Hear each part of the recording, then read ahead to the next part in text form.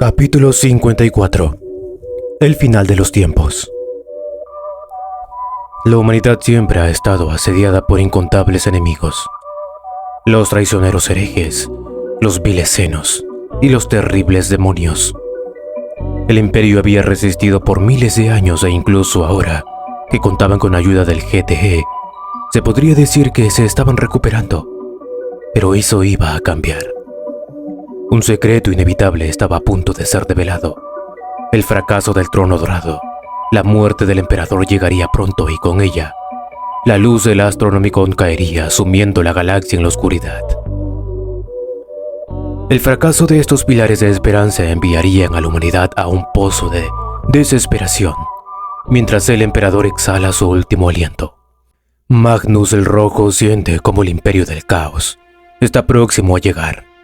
Y los dioses del caos cambiaron su centro de atención con sus ojos a la Santa Terra. Con la muerte del emperador, los custodes que se encontraban en distintos campos de batalla a lo largo de la galaxia, desde la cruzada Indomitus, fueron llamados de vuelta a Terra para cuidar la tumba del emperador de las muchas tormentas disformes que han aparecido desde su muerte. Mientras vigilaban la tumba, el culto de Genestealer, que por milenios estuvo oculto en Terra, comenzó a lanzar múltiples saltos relámpago en distintas ubicaciones del planeta, pero todo esto palideció en comparación con la nueva amenaza que viene en camino. Los muchos arcillos de la mente colmena. La guardia imperial ha sobrepasado sus propios límites. Las pérdidas están más altas que nunca y la moral más baja que nunca. Regimientos enteros han huido y renegado sus deberes intentando salvar sus vidas en un mundo donde su dios los había abandonado. La Guardia Imperial tiene un dicho: la victoria se mide a través de la sangre, la tuya y la del enemigo. Pero ahora el Astra Militarum no tiene más sangre que entregar. Incluso los disciplinados regimientos de la GTE empezaron a ser replegados bajo órdenes directas del patriarca Talandar, ante lo insostenible de defender esos distantes planetas. Debían prepararse para la guerra venidera. Con el emperador muerto, los milagros que acompañaban a las hermanas de batalla en el combate se acabaron, lo que los llevó a cuestionar su fe. Muchas órdenes denegaron sus votos renunciando a su fe en el emperador y cambiando sus plegarias a los poderes ruinosos del caos. Las pocas que aún creen comenzaron una cruzada para volver a Terra. Mientras tanto, Santa Celestine está completamente desaparecida. Las noticias de la muerte del emperador se esparcieron rápidamente y los altos señores de Terra comenzaron a tomar cartas en el asunto. Muchos renunciaron a sus puestos aliándose con Xenos para mantener su poder, mientras otros encontraron más fácil convertirse en peones del caos. Por suerte, los muchos ojos y oídos de la Inquisición se dieron cuenta. Muchos asesinos se enviaron a apagar rebeliones de supuestos herejes, pero uno de los señores pudo hacerse con un sector entero de la galaxia. Gracias al poder del capítulo de los Minotauros. El Adeptus Ministorum sostuvo el imperio durante tiempos muy oscuros, y no parecía tener intenciones de abandonar su deber incluso en estos días. Muchos sacerdotes escucharon la voz del emperador después de su muerte. Si este realmente fue el emperador permanece siendo un misterio. Pero el credo imperial se mantuvo. Mundos altar se convirtieron en un faro de luz y esperanza para trillones de personas. Muchos de ellos antiguos guardias imperiales que arrepentidos se regresaron a reincorporarse para cumplir con su deber. Muchos mundos se embarcarían a peregrinajes, pero la mayoría nunca llegaría a su destino. Con la muerte del emperador, Guilliman ordenó instalar disruptores psíquicos en Terra para crear una matriz antienergía disforme, mientras que las hermanas del silencio se preparaban en aras de lo que en el futuro sería considerado la segunda guerra más grande de la galaxia. Los guardianes definitivos de la humanidad, los Marines espaciales, el último recurso, en su mayoría mantuvieron sus votos de lealtad al emperador, pero incluso con sus números crecientes gracias a la tecnología Terran, su tiempo estaba mayormente ocupado peleando en contra de la amenaza tiránida. Los nuevos orcos negros salidos del sector Octarios y el ejército Necron unificado bajo el manto del rey Silente. Las fuerzas del gran imperio terrano, en cambio, no se encerraron en preparación para la guerra como se esperaría. Talandar ordenó una movilización masiva de todas las fuerzas disponibles para la guerra. Los tejones grises, los Shita la Armada, la Guardia Real, Moebius Corp, las Academias Fantasmas, Ala Negra e incluso los incontables regimientos que tenía bajo su mando. Todas esas fuerzas fueron destinadas a apoyar el esfuerzo bélico imperial, resultando en un añorado alivio para las saturadas defensas del Imperio Humano. Pero la Guardia Dorada no se movió ni un solo paso fuera del Palacio de Babel, a pesar de los intentos de Guilliman de obtener su ayuda. Los Templarios eran una facción independiente después de todo. Solo Citaur había podido doblegar a estos guerreros en su tiempo, y el hecho de que siquiera se hubieran a ordenar a las fuerzas terranas que ayudaran a Guilliman ya era un logro y una muestra de cortesía demasiado grande. El Imperio se encontraba bajo el liderazgo de Robot Guilliman y Lionel Johnson, que había regresado a la sección luego de que Dante de los Ángeles Sangrientos asesinara a Abaddon al sucumbir a la rabia negra mientras enfrentaba a las arcas del saqueador, finalmente encontrando su añorado descenso en la muerte. Con 2 primarcas liderando el Imperio, resistió por 665 días, después de la muerte del emperador. Pero en el día 666, los Marines espaciales conocieron el miedo haciendo temblar hasta los más profundos cimientos de la humanidad.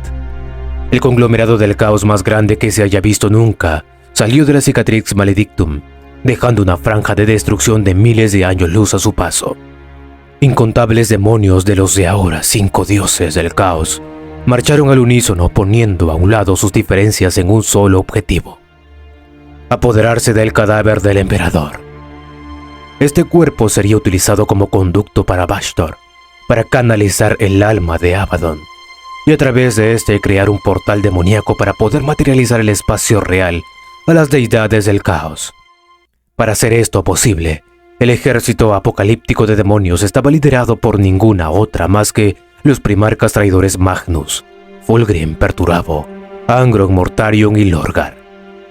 Las repercusiones psíquicas de la entrada del ejército demoníaco al espacio real alertó a los Eldars que era el momento de atacar a sus más odiados enemigos.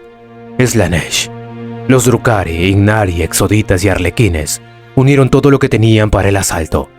Se levantaron enormes constructos espectrales, no vistos desde la Guerra del Cielo. Se invocaron avatares de los antiguos dioses e incluso las 5 espadas brujas legendarias fueron entregadas a sus mejores guerreros. Abandonando completamente el miedo a su depredador natural, entraron al Inmaterium liderando una flota masiva. Después de todo, ¿a qué podrían temerle cuando ya habían librado a Isha, su diosa del renacimiento de las garras del dios de la podredumbre Nurgle? Las castas de los etéreos tuvieron una premonición. La premonición era que la jerarquía galáctica iba a cambiar, por lo que ordenaron a todos los mundos Tau a enfocarse en la producción de drones de inteligencia artificial y trajes de batalla de última generación. Drones de escudo pesados fueron producidos por miles de millones para protegerse a sus planetas, con un sistema de defensa por sobre la atmósfera. Se crearon enlaces neurales artificiales en chips que se integraron a trajes de batalla para mejorar aún más la seguridad. Y luego, se ordenó al 90% de la población Tau fuese puesta en éxtasis. Los Tau no participarían en los últimos tiempos, sino que despertarían en una nueva galaxia apocalíptica. Esta fue la decisión de los etéreos, una muy errónea decisión. Durante la éxtasis, muchos de los que quedaron despiertos abandonarían los ideales del bien supremo. Los orcos negros pronto aprendieron a usar los teletransportadores para atravesar las defensas planetarias, marcando el inicio del fin. El renegado Oshoba hacía mucho que había cortado sus lazos con el Imperio Tau, pero tras recibir múltiples señales de auxilio de los mundos del Imperio que había llamado su hogar algún día, ya no podía ignorar más a su pueblo. Después de todo, era su propia raza. Estos nuevos orcos eran más grandes, más fuertes y más resistentes que los pieles verdes a los que estaban acostumbrados. Por si fuera poco, se comportaban de una forma más disciplinada, no luchando por luchar, sino haciendo la guerra como arte. Cada uno de estas bestias parecía ser una máquina de guerra perfectamente ingresada. La doctrina del golpe letal de Farsight no era suficiente para la furia salvaje de los orcos. La guerra estaba perdida y la oleada negra estaba por arrasar con el Golfo de Damocles en su totalidad. El comandante Farsight en ese momento tuvo una visión que lo dejó aterrorizado. En allí se erigía como el último superviviente de su especie, Todo gracias a la espada del amanecer. El cuerpo inmortal de este guerrero por siempre batallaría contra los orcos negros.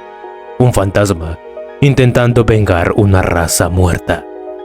Pero para sorpresa del comandante, grandes naves doradas como nunca antes se les había visto apareciendo no solo en el planeta en el que estaban enfrentando a los orcos, sino que de otra simultánea, cubrieron todos los planetas principales de los Tau, o al menos los que quedaban en pie.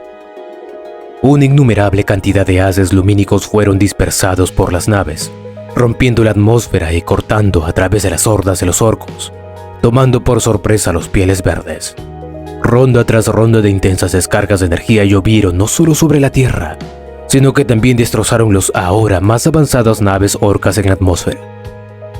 Y justo cuando los orcos empezaban a reorganizarse para realizar una contraofensiva, todo cambió a peor. Un grupo de enormes naves doradas aparecieron. Las naves nodrizas surgieron del hiperespacio, liberando una potencia de fuego inimaginable y causando un caos masivo con sus armas principales. Espirales gravitacionales masivas aparecieron entre la flota orca, destrozando con la fuerza de atracción las titánicas y burdas construcciones, que eran superadas por la armadura dorada con todos los sentidos menos uno en los números.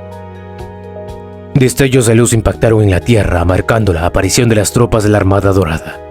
Terranciónicos portando armaduras de poder proto, cortaron con sus cuchillas de energía la Horda Negra. La maquinaria avanzada desplegó todo su armamento. Los purificadores terranos lucharon hombro con hombro al lado de sus hermanos orgánicos, haciendo retroceder poco a poco a los orcos ante la vista impresionada del comandante Oshova. En vez de ser inteligencias artificiales, en realidad los purificadores son como Dreadnought, de súper alta tecnología. Los recuerdos y personalidad de los mejores guerreros caídos en combate son cargados dentro de estas máquinas para que puedan continuar sirviendo. Incluso son capaces de desplegar poderes psiónicos, aunque en menor escala. Así que tú eres el famoso Farsai. Me han enviado aquí para ayudarte. Farsai, o al menos Belvar al-Sued, del comandante, miró a un lado una pequeña mujer que estaba vestida con las más avanzadas tecnologías de los fantasmas Terra. En su espalda cargaba un rifle de precisión que era casi de su tamaño. Sus sistemas buscaron a gran velocidad hasta dar con la identidad de su salvador. Nombre: Katrina Vasilyeva. Rango: almirante de la 11ª flota terrana. Edad: desconocida. Los pocos datos dejaron al Tau insatisfecho, pero él solo pudo arrodillarse en el suelo. Abandonó su orgullo mientras con una voz algo miserable le agradecía. No tengo palabras para agradecer la ayuda que nos han brindado hoy. Katrina levantó una mano deteniendo las palabras del comandante. Su rostro se había vuelto severo. No me agradezcas, solo hago esto por las instrucciones que nuestra emperatriz dejó en esta situación. Abrió los brazos señalando la brutal guerra que se estaba desarrollando. Es completamente culpa de los etéreos, pero no es mi deber aplicar juicio sobre ellos o siquiera enseñarles lógica básica. No son niños. Las palabras de la comandante eran duras, pero el Tau solo pudo quedarse callado reconociendo la verdad en las palabras. De cualquier forma, se sentía muy agradecido en su interior. Intentaremos salvar a la mayor cantidad de los de la raza Tau. No es imposible derrotar a los orcos, así que ganaremos tiempo, pero una vez las bajas lleguen a un punto intolerable, me retiraré y abandonaré a los que quedan. Farsai iba a replicar, pero esta vez también se tuvo que quedar callado. Suponía que esto era mejor que la extinción. No podía poner más peso en alguien que estaba haciendo lo posible para salvar de una crisis que podría haber llevado su raza a la extinción. No te preocupes. Una vez la guerra termine, el gran imperio terrano te ayudará a buscar venganza y a recuperar las tierras perdidas. Después de todo, somos aliados. Las fuerzas de la Guardia Dorada se retiraron luego de unos días de resistencia, donde evacuaron a la mayor cantidad de posibles Tau. No de otras razas, solo Taus. Para sorpresa de todos, el comandante Farsai en un ataque de ira decapitó a uno de los etéreos, empezando una guerra interna que fue rápidamente ganada por él, con ayuda de las tropas de la Armada Dorada. Datos: en esta batalla solo participó la Armada Dorada, no la Guardia Dorada en sí. Los templarios siguen encerrados en el Palacio de Babel en Cálidus, o al menos, eso es lo que se sabe. La muerte del emperador también significó que la Omnicia ya no estaba. La fe en el dios máquina llevó a las legiones de Esquitar y a las estrellas en la búsqueda del PCE para revivir a la Omnicia. Muchos mundos Forja quedaron vacíos en la medida que el Adeptus Mechanicus se convertía en una facción 100% espacial. Pero Belisario Skull tomó otra posición. Viajó hasta el núcleo mismo del abandonado mundo, integrándose a sí mismo en la Forja de Marte, convirtiéndose en uno con el planeta mediante métodos desconocidos. El ejército unificado del caos abrió paso hacia Terra. Mundos enteros fueron tragados por sus legiones ruinosas. Armadas se hicieron pedazos y en el trayecto muchos se les unieron jurando lealtad a los dioses del caos, sumándose a su campaña. Estaban a un paso de llegar a la Santa Terra, pero tendrían que atravesar primero el mundo sintiente de Marte. Guilliman y sus fuerzas se alistaron para ayudar a Belisarius, pero un mensaje por Vox le dijo que no lo hicieran. No era necesario. Marte entonces empezó a temblar, sacudiéndose desde lo más profundo, mientras las placas tectónicas que hace mucho estaban muertas cobraban vida moviéndose. Las rojas arenas abrieron. Los cielos del planeta rojo se tiñeron con la tóxica energía esmeralda que surgió del interior, bañando la atmósfera en forma de una hermosa aura que podría ser contemplada incluso desde el espacio, mientras danzaba serpenteante entre las nubes. Magnus levantó la mirada, viendo su único ojo. Veía más allá de lo que la vista mortal podía revelar. Lo que vio no le gustó, o mejor dicho, lo que no vio le molestó. Su vista estaba bloqueada, pero no era necesario ver para saber qué era lo que estaba ocurriendo. Podía sentir el mismo tejido de la realidad agitándose, al inicio como ondas que se forman al arrojar una piedra a un lago, luego como una tormenta que le hizo apretar el agarre sobre su báculo. Desde las entrañas del planeta masivo, un brazo de Necrodermis surgió, y un rugido se escuchó por toda la galaxia. Un Zetán había despertado. El dragón del vacío se levantaba caminando por el Materium una vez más. La ira que había acumulado durante milenios fue desatada sobre la horda demoníaca, que había empezado a atacarlo en el mismo momento que despertó. Un movimiento de la mano del Zetán formó una larga guadaña que recordaba los bastones de luz que utilizaban los Overlord Necrones. Pero el poder que exhibió no tenía parangón. Un movimiento barrió a través del firmamento de las estrellas, con una oleada de energía que pulverizó a todos los demonios que habían cometido el error de transformarse en los objetivos de su furia. Haces de luz que deformaban la misma realidad, rompiéndose el tejido del espacio-tiempo, fueron desencadenados desde su cuerpo. Las leyes de la física eran un chiste ante esa criatura, que se arrojó contra la infinita horda del caos. Su súper avanzado cuerpo de Necrodermis se burlaba de los intentos de los demonios de dañarlo, y si por casualidad lo lograban, la regeneración del Zetán era algo que dejaba incluso al Rey Silente en ridículo como un niño. Mientras el dios estelar guerreaba contra las hordas demoníacas, más y más fuerzas comenzaron a reunirse, tanto leales como del caos. Pero la batalla en Marte se comenzó a volver demasiado destructiva. Muchos titanes perdían el control ante los poderes ruinosos de Bastor, pero las pérdidas eran compensadas con la incorporación de las tropas del gran imperio terrano a la ecuación. De no ser porque la disformidad de las debilidades del Zetán, quizás hubiesen podido repeler a la horda impidiendo que pasara más allá de ese punto. Pero el dragón del vacío terminó muriendo a manos del primarca demoníaco Lorgar.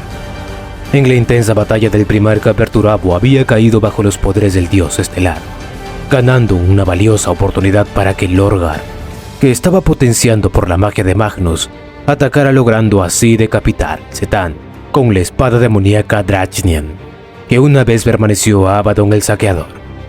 Pero la muerte del Zetán liberó una cantidad masiva de energía que provocó una reacción en cadena por todo el planeta, y Marte ya no podía resistir más. Todos los psíquicos que podían hacerlo intentaron escudar sus fuerzas de la explosión del planeta, pero no sirvió de mucho. Lo peor vino una vez que el planeta fue destrozado. Un agujero negro masivo se formó devorando una gran parte del ejército demoníaco, e incluso los leales sufrieron muchas bajas con este fenómeno. Para suerte de todos, Magnus se adelantó usando sus poderes para reparar la herida en la realidad y cerrar el agujero negro antes de que creciera más. Con la explosión, el primarca Lorgar murió devorado por la aplastante fuerza gravitacional, pero tanto él como Perturabo emergieron en la disformidad una vez más en el futuro. Las fuerzas leales en Terra se prepararon para lo que sería su última batalla, ya que la horda aún le quedaban fuerzas suficientes para representar una muy grave amenaza. las fuerzas del GTE apoyando junto a Luciel y su regimiento de tejones grises. Pero en ese momento Constantin Baldor apareció para avisar a Guilliman y el León que los primarcas traidores ya se habían teletransportado a las afueras del palacio. Los primarcas sin dudarlo se alistaron y avanzaron solo para toparse con alguien que ninguno de ellos había esperado encontrar nunca en este lugar. Ambos se pusieron en guardia mientras veían cómo Cypher se acercaba caminando lentamente. El León reconoció la espada en la espalda de Astartes, pero también reconoció el arma en su mano, la lanza pálida que alguna vez había permanecido a Alfarius. Cypher desenganchó la capa que cubría su cuerpo, dejándolo caer al suelo, y luego bajó la capucha mostrando su yelmo. Su servo armadura empezó a cambiar de color y textura, adoptando una que le resultaba muy familiar a ambos primarcas. Hermanos, ¿cuánto tiempo? Guilliman y el León se quedaron parados a una buena distancia, pero sus cuerpos estaban listos para entrar a la acción. Sin embargo, Alfarius Omegon solo rió con fuerza antes de tomar la espada de León y arrojársela a su hermano. Estuve guardando esto por ti mientras dormías, hermano. Leonel tomó la espada rápidamente desenvainándola para comprobar su hoja. Su rostro se relajó por un momento antes de la presencia de una antigua compañera de batalla, pero luego miró a su hermano en silencio. Al parecer él sabía más de lo que debía. ¿Eres Omegon?, preguntó Guilliman curioso. ¿Acaso eso importa? Estoy atacando el palacio. Si sobrevivimos ya habría tiempo para charlar.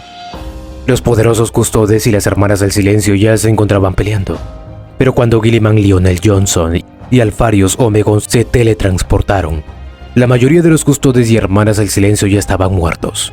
Solamente Mortarion parecía estar herido. Lionel desenvainó la espada de León y adoptó una postura de combate con el escudo dorado del emperador al frente. Guilliman encendió la espada del emperador y Alfarius Omegon simplemente se quedó en un costado, mirando a los primarcas traidores mientras movía ligeramente su lanza preparándose para atacar.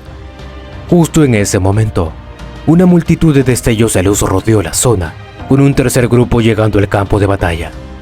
Ante su aparición, Guilliman sonrió con confianza. Lamento llegar tarde.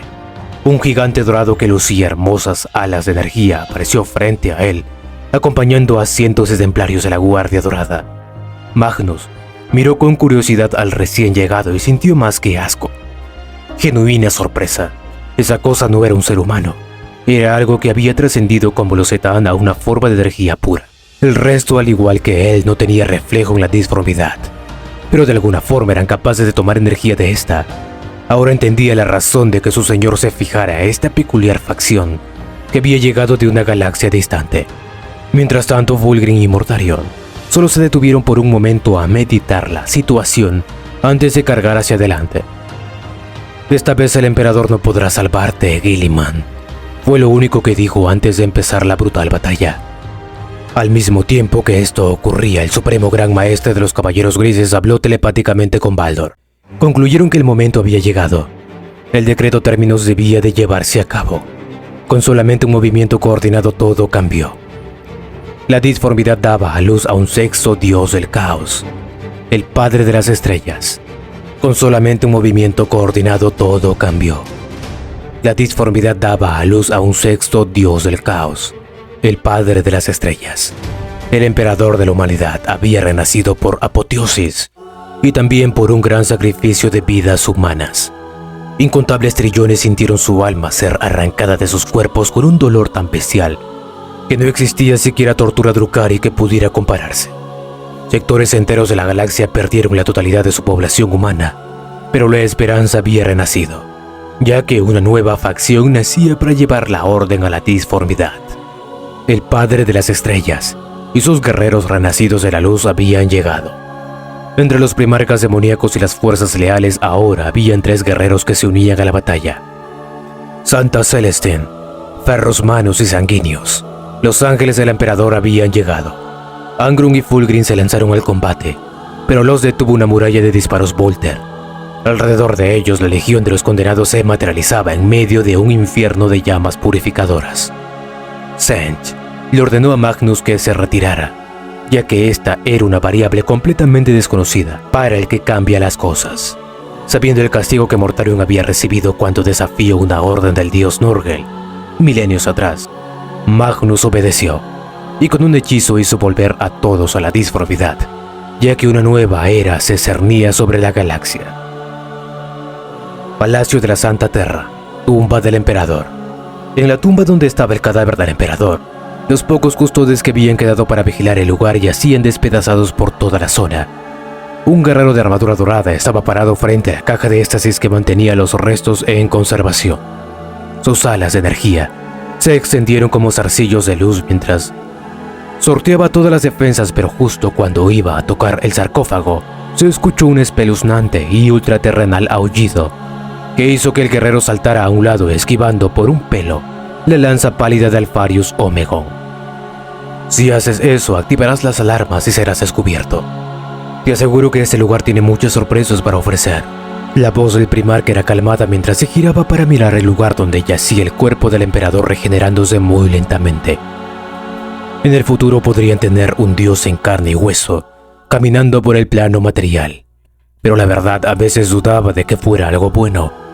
Sin decir una palabra arrojó una pequeña caja metálica hacia el ángel dorado, el cual la atrapó a mitad de camino con uno de los zarcillos de energía que eran sus alas, los cuales al parecer se podían extender y funcionar en teoría como las extremidades de un pulpo. Un rápido sondeo reveló que en el interior había una muestra del ADN del emperador. Eso dejó al templario confundido. ¿Por qué me das esto? ¿Por qué lo necesitas? Pero si fuera tú me iría ya. En un minuto Constantin estará aquí. El templario Terran pensó por un momento, pero al final decidió irse. Su cuerpo se cubrió con un manto de miasma negro antes de desaparecer. Mientras tanto, Alfarius Omegon solo negó con la cabeza dando una última mirada a la tumba de su padre antes de irse.